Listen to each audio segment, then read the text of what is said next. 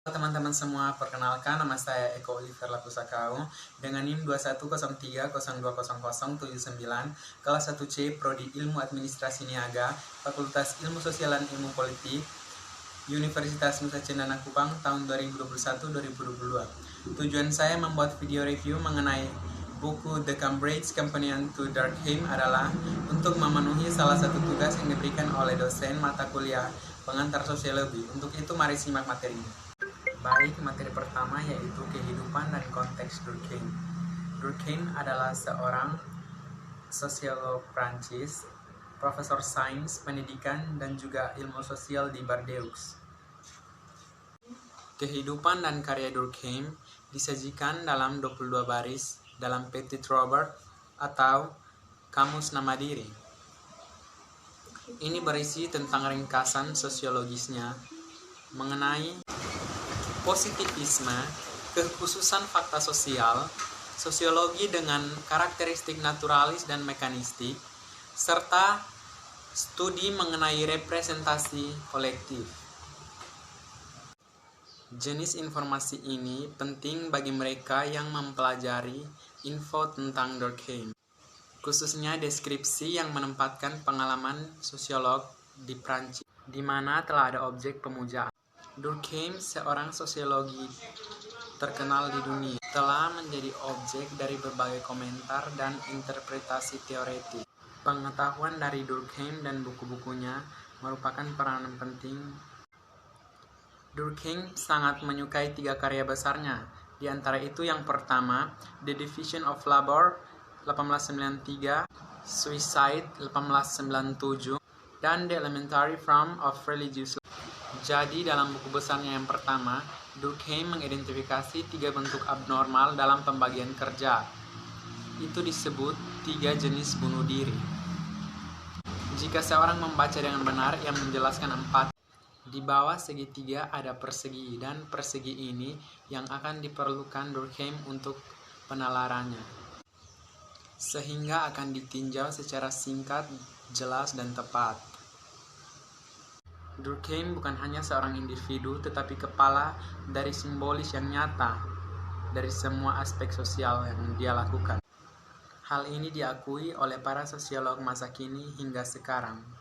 Dalam kasus-kasus yang dialami, ada beberapa pencetus sosiologi yang terlupakan, seperti Karl Marx, nama lambang menelan, bahkan rekan penulis yang tenggelam seperti Friedrich Engels. Dunia intelektual seperti halnya dunia politik dan juga dunia agama membutuhkan lambang sosiologi. Mengapa simbol kolektif itu umumnya individu, bahkan di mana kita harus mengenal kolektivitas itu sendiri menurut kehidupan nyata. Ini adalah tugas yang belum menjelaskan mengapa kita merasa paling tinggi untuk memuja individual dibandingkan dengan beberapa gerakan sosial. Pada satu hal, pembaca besar dulu dan sekarang selalu setuju dia seperti Marx, struktur sosial. Durkheim membantu menciptakan sosiologi klasik karena ia menempatkan masalah bagi Durkheim dan para penafsirnya adalah apa yang dimaksud dengan struktur. Bagaimana struktur menahan individu dalam batas ini terdiri dari apa? Jika ada struktur, entah bagaimana di luar individu, dapatkah ia bertindak hanya bertentangan dengan kebebasan? Problematika interpretasi Durkheim dengan demikian justru adalah problematika yang selalu diingkari oleh penyelidikan Marxis. Pertanyaan mendasarnya adalah bagaimana Durkheim menetapkan hubungan antara tindakan terstruktur dan hubungan tindakan bebas. Apakah terjadi pada agensi manusia berarti menyangkal kontrol eksternal? Bagaimana generasi memahami Durkheim dan menjawab pertanyaan-pertanyaan teoretisnya? Perdebatan tentang makna dan jalan karya Durkheim tak terelakkan adalah argumen tentang arah paling dasar dari penjelasan sosiologis dan sosial yang belum umum. Apakah ada konflik mendasar antara Durkheiman dan bentuk-bentuk sosiologis yang lebih material, apakah Marxist, Weberian, organizational atau behaviors, banyak yang berpendapat tidak ada, dan mereka telah menemukan tidak hanya bagian-bagian, tetapi sebagian besar karya Durkheim untuk sebagian besar membuktikannya. Ini akan terlibat dalam rekonstruksi perkembangan teoritis Durkheim dan dari tulisannya yang paling awal hingga kedewasaannya. Problematika ini akan diingat oleh penyelidikan Marxis. Durkheim dan ritualnya. Mungkin tidak ada tempat yang lebih baik untuk memulai diskusi tentang tempat ritual dalam pemikiran Durkheim, selain dengan bagian terkenal di Elementary Form-nya. Kehidupan dalam masyarakat aborigin di Australia berganti-ganti antara dua fase yang berbeda.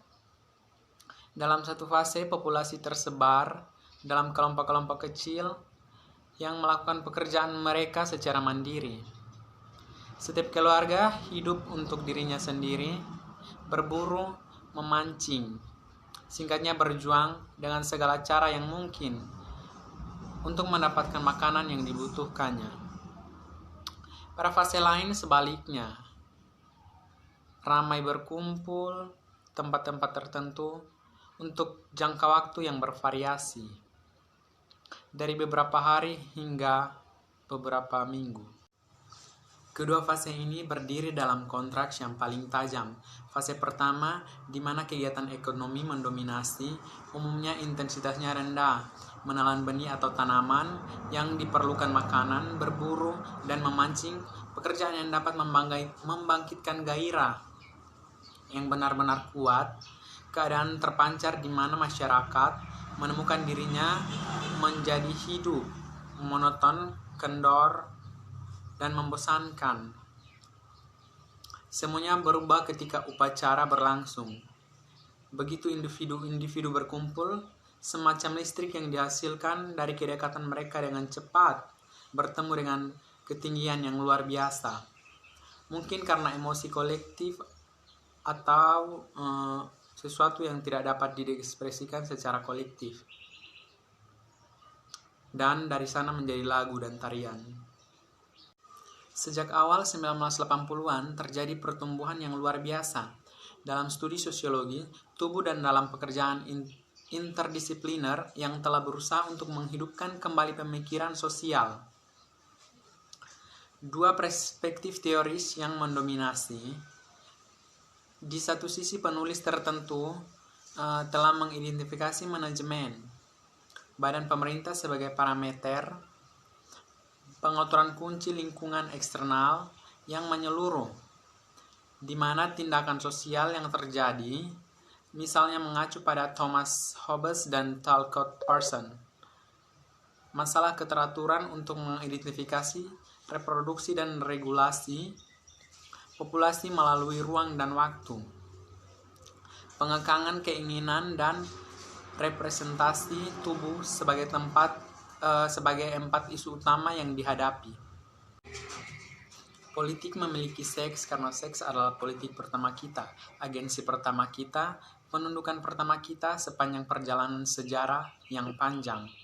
Representasi kolektif, kapasitas untuk membela kolektivitas, untuk berbicara di atas namanya, telah digender laki-laki secara historis, mendominasi ruang publik, dan dikorbankan sebagai media utama, dan isi representasi kolektif. Wanita tidak hadir di luar panggung atau baru-baru ini memainkan peran kecil jika ruang publik dan tubuh kolektif yang disulap menjadi simbol di sana adalah laki-laki. Mungkin ia memiliki penis tetapi sebenarnya ala bahwa seksnya, energi erotisnya sebagian besar tidak dieorikan. Yang sakral tentu saja merupakan kunci dari agama Durkheim. Dalam dasar Durkheim melanjutkan dengan cara yang khas menuju definisi kerja. Kategori sulit ini dengan menghilangkan definisi yang bersaing. hanya menawarkan bentuk sendiri setelah semua yang lain diperiksa secara efektif. Agama kepemimpinan hanya dapat mencukupi dan inklusif, dicirikan sebagai ide atau ritus yang berorientasi pada penyisihan dan perlindungan. Yang sakral, hal-hal, tetapi dengan cara apa kita sebagai ilmuwan sosial dapat mengklasifikasikan hal-hal yang sakral dan membedakan dari hal-hal yang tidak sakral. Orang mungkin menyarankan bahwa hal-hal suci dapat didefinisikan hanya sebagai hal-hal yang disisihkan dan dilindungi dalam masyarakat tertentu. Studi tentang kelas sosial tetap sangat terkait dengan tradisi klasik yang menampilkan keilmuan Marx dan Weber. Memang ketika skema kelas itu diusulkan atau yang sudah ada dielaborasi, strategi retoris umum di antara pendukungnya adalah untuk membenarkan revisi itu sebagai ekspresi yang lebih benar dari ide-ide klasik tentang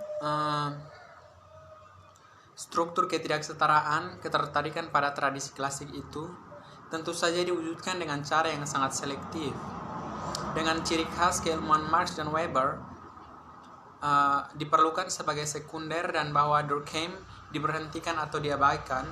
Tujuan dari bab kita adalah untuk menunjukkan bahwa wawasan penting tentang struktur kelas kontemporer dapat diperoleh dari membaca ulang yang segar dari catatan Durkheim.